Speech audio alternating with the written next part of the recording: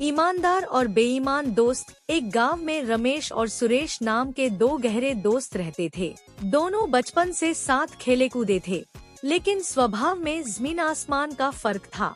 रमेश बहुत ईमानदार, मेहनती और सच्चा था, जबकि सुरेश चालाक, लालची और बेईमान था।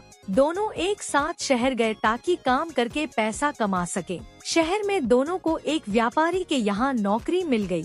रमेश दिल लगाकर काम करता था और हिसाब किताब साफ रखता था। सुरेश मौका मिलते ही व्यापारी को धोखा देने की सोचता रहता। सुरेश रमेश से कहता, अगर थोड़ा सा माल छुपा ले तो क्या फर्क पड़ेगा, कोई नहीं जान पाएगा। रमेश साफ जवाब देता, गलत रास्ते से कमाया पैसा कभी सुख नहीं देता। एक दिन सुरेश ने चुपके से व्यापारी के पैसों में हेरा फेरी कर दी।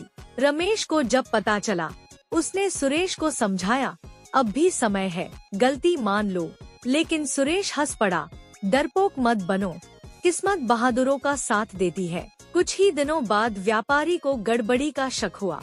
जांच हुई और सुरेश पकड़ा गया। सुरेश ने रमेश को भी फंसाने की कोशिश की, लेकिन रमेश के साफ रिकॉर्ड ने उसे बचा लिया। व्यापारी ने रमेश से कहा, तुम बहुत ईमानदार हो। सुरेश को नौकरी से निकाल दिया गया और उसे गांव वापस भेज दिया गया। उसका सारा पैसा चला गया। गांव लौटकर सुरेश को अपनी गलती का एहसास हुआ। वह रमेश के पास गया और बोला, मुझे माफ कर दो दोस्त, मैं लालच में अंधा हो गया था।